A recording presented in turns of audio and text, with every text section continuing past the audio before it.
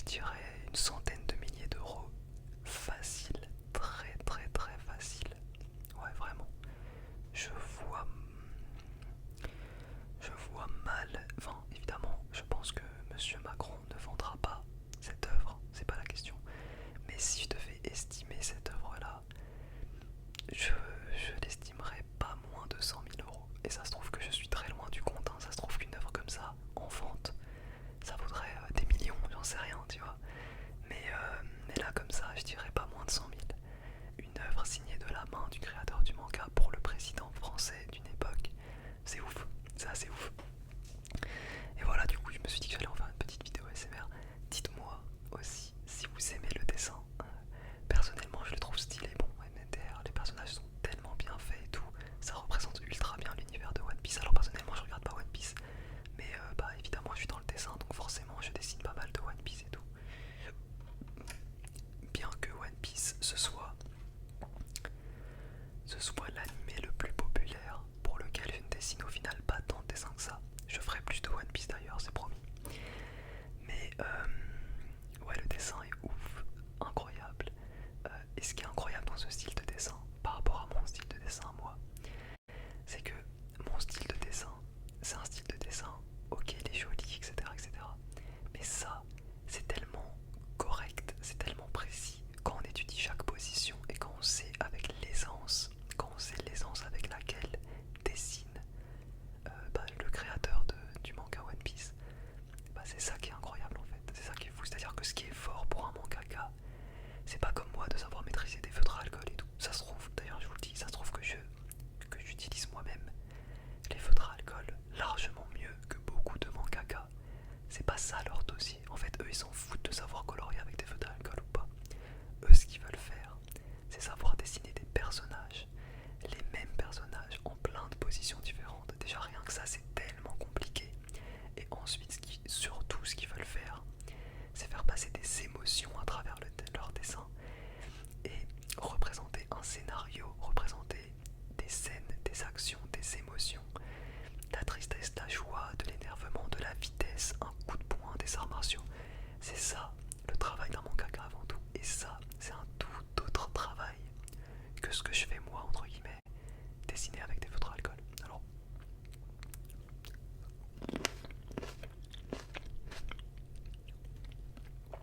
les deux sont du dessin. Les deux sont du dessin, il n'y a pas de problème. Mais voilà. T'as dessiné tranquille comme ça pour t'amuser, c'est pas mon cas, hein. Mais t'as aussi dessiné pour. T'as aussi transformé un scénario, transformé de l'écrit en dessin, choisir, je sais pas, rien que de faire un storyboard en dessin, c'est pas évident. Je vous donne un exemple tout bête. Imaginons vous voulez, je vais vous donner une phrase qu'il vous faut illustrer, ok. Je sais pas, Grégoire se réveille un matin, rencontre Eric. Eric le regarde de travers et Grégoire le prend mal et décide de tourner le dos. Là où Eric insiste et donne le premier coup à Grégoire. Et ensuite Grégoire riposte et ça finit par une bataille à mort où les deux s'en sortent pas. Voilà, je vous ai inventé une bêtise là, tu vois. Mais juste pour vous dire, imaginez, vous avez une phrase comme ça, un petit scénario. Et maintenant, je vous demande de réaliser des dessins pour ce scénario en question. Vous voyez tout le travail qu'il y a derrière. Il faut que vous fassiez le choix de combien de cases vous allez réserver à tel mot, à tel mot, à telle étape. Comment est-ce que vous allez mettre en scène toute cette situation? Parce que c'est ça aussi le travail d'un mangaka, c'est de mettre en scène ces personnages. C'est par ça surtout que va passer les émotions de l'histoire et tout, tu vois.